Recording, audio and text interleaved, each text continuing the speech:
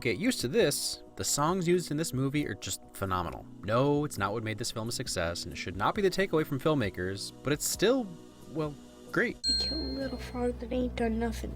Immediately setting up Peter's compassion for the helpless and small. And he was an angel, composed out of pure light. Love that. She's crazy, right? Nope. The dude is like a planet or something, right? He isn't human, I know that much. Take my hand. A fear-filled Infinity Stone shadowing moment that defines so much of what Peter becomes. This timing might be a little convenient, but of course Peter's dad would have Yondu waiting to get Peter right after his mother died. No, seriously guys, this is Marvel, we promise. Look, here's the logo. Fun fact, that's James Gunn's dog. Ha! 'Cause why the heck not? That title card. I can hear James Gunn saying, yeah, so what? Ask me if I care. You haven't read the comic? Prepare to be impressed, suckers. Look at that beautiful face. I'm so happy for Andy Dwyer that I've actually circled back around to jealous, but no one deserves it more than Chris Pratt. I thank God for Chris Pratt. Also, Rap Monster Karaoke. And the song is also a great tone shift from death and seriousness and sets up how we should actually be feeling throughout this film. Star-Lord. Who? Star-Lord, man. This character was created for Pratt. Who else could deliver such confidence and then immediately switch to disappointment? I forget this. Hey, he did warn you. Man, Ninja Turtle, you better stop poking me. Giving Neo a run for his money. He's like Iron Man, but clumsier.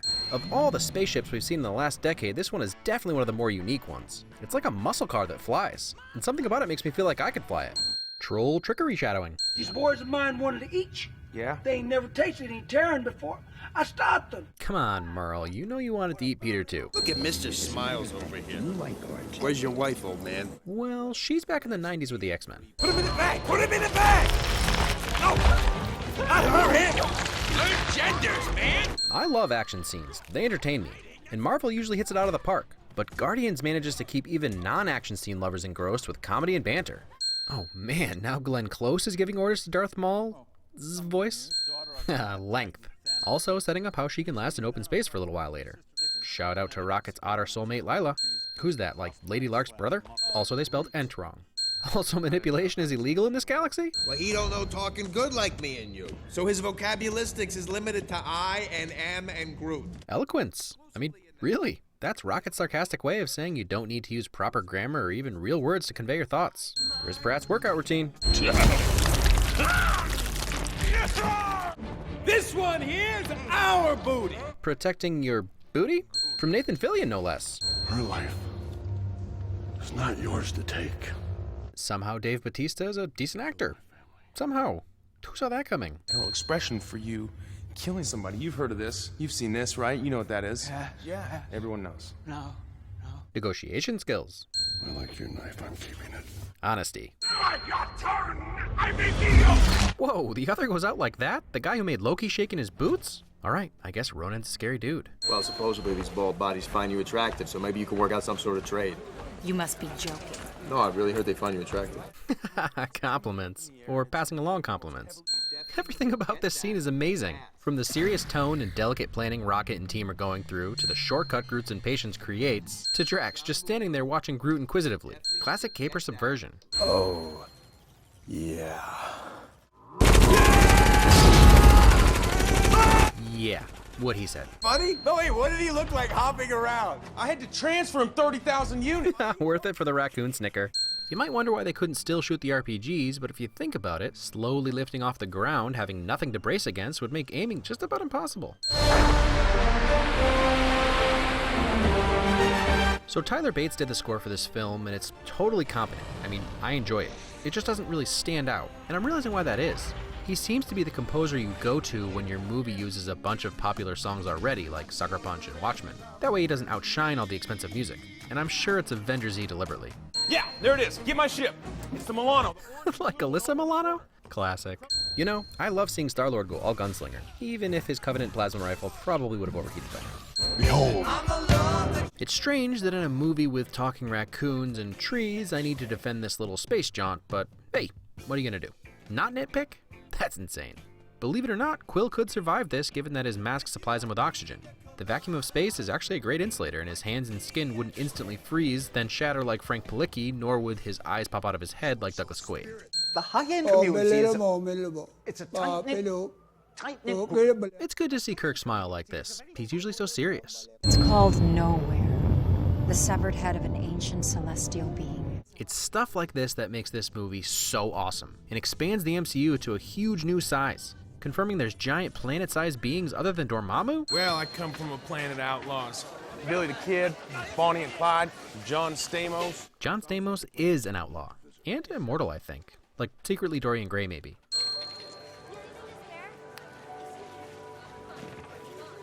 Generosity. There's a legend about people like you. It's called Footloose, and in it, a great hero named Kevin Bacon. Kevin Bacon history lessons. This vermin speaks of affairs he knows nothing about. That is true. He has no respect. That is also true. Finding common ground. So obviously there's a crap ton of fun references in the Collector's Museum since collecting. Got a Dark Elf, a Chitauri, Cosmo the Space Dog, and a bunch of others. Ton of fun nods in here. And nobody makes an entrance like Fenster. Somehow, I feel like Benicio del Toro gives this movie legitimacy. Love that guy. Another fun fact, Chris actually dropped the orb there. Not scripted at all. It's really something that adds to Peter's character and makes him unique in the MCU. He's a tough guy with lots of skills, but he's also a goofball that constantly makes mistakes. I mean, seriously, give me a Celestials movie. Can it be done without being totally lame? Am I the only one clamoring for it? Saving your little buddy. Well. So, you might be wondering how Yondu knew to show up at Nowhere. Well, it's because of something I find sort of funny. The broker wouldn't tell Peter or Yondu who his buyer was. But once Yondu pulled out his Yaka arrow and asked again, we cut to the Collector. And since the broker was still alive at the end of the film, he must have given him up. What's funny to me is no matter however many middlemen the orb had to go through, the Collector was still going to end up with it. At least until the crazy girl grabbed it. Chicken skills. You'll die in seconds. Self-sacrifice. Alright, so this exposure is a little more questionable. As long as he expelled all the oxygen from his lungs, they wouldn't burst and he'd pass out pretty fast from hypoxia. But then he'd have a few minutes before actually dying. The ice crystals, again, magic space rocks, giant world-sized head floating in space. I found something inside of myself. Something incredibly heroic. Modesty. Yeah, nope. So Thanos basically has an extra long cameo, but he's around enough that we should be scared of him. Ronan just threatened his life and he doesn't really care, because Ronan's issues are so irrelevant to him. Boy, it's you. Your politics bore me. He'll let him destroy Xandar and then he'll take the stone from him, just like candy from a baby. That's the impression I get anyway. Well, that's Dagmar Cleftjaw from the Iron Islands. I know, no way you know who he is. But I thought it was funny he probably came from Game of Thrones filthy set to this filthy set. I'm giving you to the count of 5. 5! No! Attempting to rescue you, friends? You're copying me from when I said I had a plan. I'm not. People say that all the time. It's not that unique of a thing to say. Dang it, this is what makes this movie so good. They should be sitting around inspiring each other, telling their sad backstories and building their personalities. I wasn't listening. I was thinking of something else. But they've been slipping those details in throughout the movie, during the action scenes, during the comedic moments. So now they have a truly hilarious conversation building up to a meaningful moment that's then undercut with comedy again. It's real! Totally fake. It has given us a chance. To do what? To give a But it still doesn't take away from this meaningful moment. They've all lost things, but up until this point, they were all out for themselves. Even when they were saving each other, it was to serve themselves. But now each of them has been at the mercy of one of the others just because they're friends. Doing the right thing has opened them up to doing the ultimate right thing, caring for people outside of themselves. I have lived most of my life surrounded by my enemies. I will be grateful to die among my friends. It's easy to see why Gamora is on board after Peter saved her life. Drax is a man who appreciates honor, and Peter showing he's willing to die is more than enough for him. And we know Groot's a big selfless softie. I am Groot. I know they're the only friends we ever had. Initially, Rocket is a hard nut to crack, but through his conversation with Groot, we learn about him and why this relationship forms so quickly. Won't there be hundreds of Sakaran soldiers inside? What? Sakaran soldiers? How did I miss that? This was proof right here that Ragnarok was going to be Planet Hulk. Right.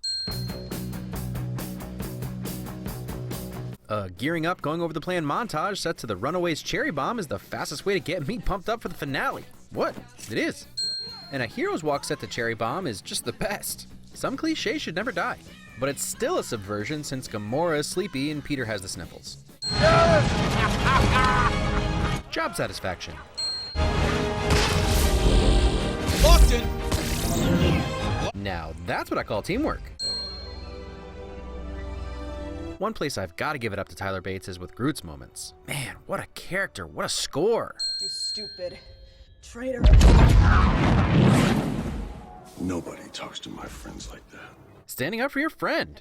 Ha! Finally get to see this weapon in action. And to defend why these idiots don't shoot him, number 1, they're idiots. Number 2, it happens really fast. And number 3, when something is about to kill you, you don't always direct your attention to the thing controlling the thing.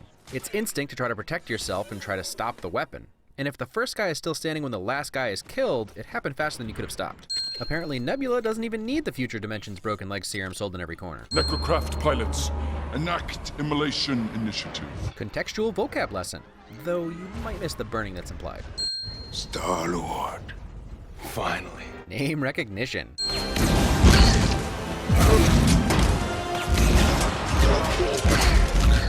Yep.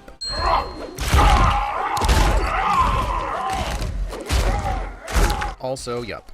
And to defend why he didn't do this before, the first wave wasn't all lined up single file when they entered. Also, yup.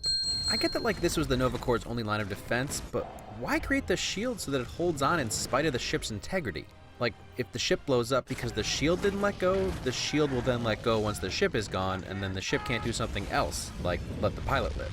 So that part's kind of a sin, but I appreciate them holding on as long as they could, trying to stop the ship, so let's call it a draw. What? T-1000 reference? Gotta give Drax credit for still going in full force when he got his butt handed to him last time and he just watched this dude take a missile to the chest, no problem. Saving your friends? Kind of? I guess he knew Drax was pretty indestructible. I mean, you have to be with the moniker Destroyer, right? We are Groot. You gotta be made of stone to not feel anything for this self-sacrifice. Groot is really the glue that finally shows the Guardians they're better off together. And that little tear-wiping moment? Ugh. Ooh, child, things will get brighter. Then bring it down hard. Mouse Rat reunion. Come on. Subtle. Take it back. I know this is more of a personal memory of Peter's that comes into focus because of his regrets, but I'll say it's interesting that he pictures her in space.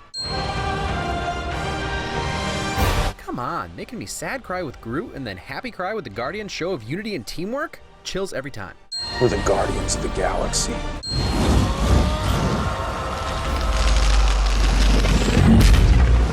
Comeuppance. Comforting your friend. Which has even more meaning when you remember that Rocket was dismissive of Drax's loss initially, showing us how far they've all come. Your father, well, he's something very ancient we've never seen here before. He's known to the ancients as a snake Pliskin. Your criminal records have also been expunged. Talk about a happy ending. My little Star-Lord. Ooh, right in the gut. The hits keep on coming. His outlaw name is from his mother? And a very apropos, sweet first song in her mixtape to remind Peter that nothing could keep her from loving him. Troll payoff, but at least he's got something to stick to his dash. Groot's alive. Also, I've read so many theories about how Groot comes back in the end, and only a very few noticed this scene of Groot plucking a seedling and then cutting to John C. Reilly watering plants. While it would be cool if Rocket had planted a stick he'd been holding when they were absorbing Infinity Stone energy, he's just not. I watched it very carefully, his left hand is open. Anyway, Groot planted a seedling of himself. Duh. A baby tree dances better than me. Which was actually James Gunn, so James Gunn dances better than me. Gross. See guys, it was us, Marvel. This is how little we care. We're willing to remind you of one of our biggest failures ever. Guardians of the Galaxy was a bit of a personal mission for me this week, as I just recently found out that one of my friends somehow doesn't like this film. Or even more mind-boggling, Chris Pratt. So, are we convinced yet? Look at that face! Anyway, talk about breaking the mold. Right from the title card, James Gunn went down a very different aesthetic path. Even for the MCU, DC gets the most criticism for a gritty, realistic universe, but having just done Iron Man, I felt it there too. The flashiest part of Iron Man is Tony's personality in the suit itself. Otherwise, we were given as believable a look at becoming Iron Man while still being fantastic, as in filled with fantasy, if you know what I'm trying to say. Scientific mumbo-jumbo abounds, and the villain is a straight-laced businessman. Now we've got James Gunn saying, psh, whatever, here it is. Comic book movies are cheesy. Here's a way overstated title card. The colors are vibrant and often oversaturated, from ships to the shots in space. Even those darker scenes have pink in the background hinting at the vast, bright galaxy. If Star Wars didn't define space opera, I'd point to this film as the best example.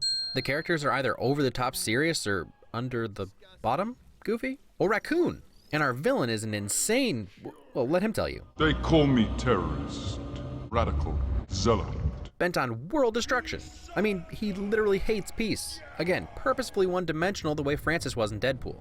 Now, don't misunderstand, this film is not without heart, emotion, sorrow, or stakes. It's just this framework is so different. It's so James Gunn. We're just like Kevin Bacon. You know I'm not the biggest horror fan, but the Dawn of the Dead remake is a really well-made movie. Gunn didn't direct, but he wrote it, and he just has this way of winking at the audience without winking at the audience, if that makes sense. So many movies try this goofy aesthetic and fail. Batman Forever, Jupiter Ascending, even Green Lantern overdid the green a bit. And I'm not saying I don't like each of those movies for what they were, but Guardians sells it in a way that's believable. Yeah, Peter has a magic face mask and this guy's a tree. So, what are you gonna do about it? It's thanks in large part to Chris Pratt. My wife disagrees. She claims that the raccoon is everything, which is also true. Bradley Cooper was so good I constantly forgot I was listening to Bradley Cooper, and Rocket became his own real character with some of the funniest moments. It's not cool to get help.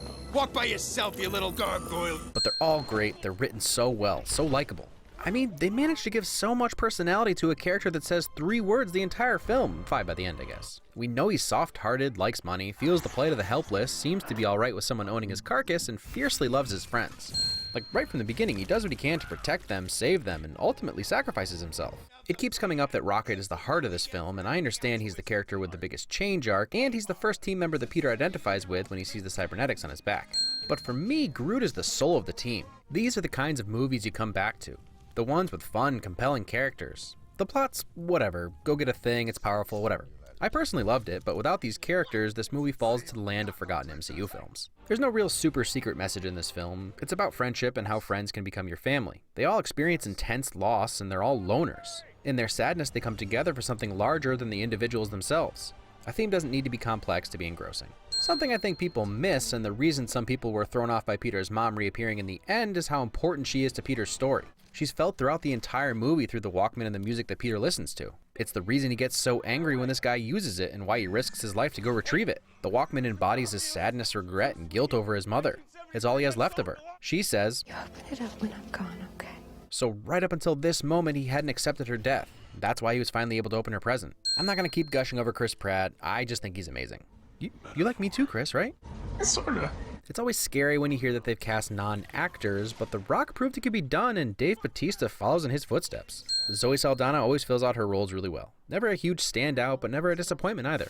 I hope consistency isn't a slight, but you know you can count on her for a great performance. The last thing I want to talk about is the reason for Guardian's success. I realize it has to do a lot with the public's current trust in the Marvel brand, but I feel like we're maybe not giving Gunn and Pratt enough credit. There is a possibility that had the Marvel logo not been there, the movie could have gone down as one of the most underrated sci-fi adventures of all time because no one went out to see it, but I like to think that our culture wouldn't let that happen. Without Marvel, the budget would have been smaller as well, obviously, so it's almost impossible to say what the film would have been. But I think the director and stars deserve a lot of the credit.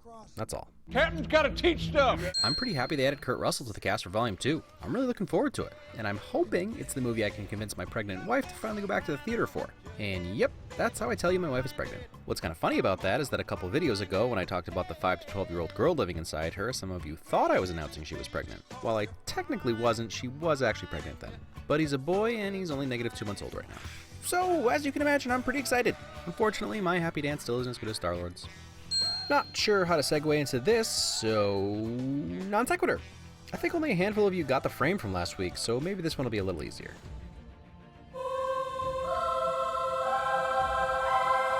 It says that he's an a-hole, but he's not, and I'm quoting him here, 100% a Bunch of jack standing in a circle.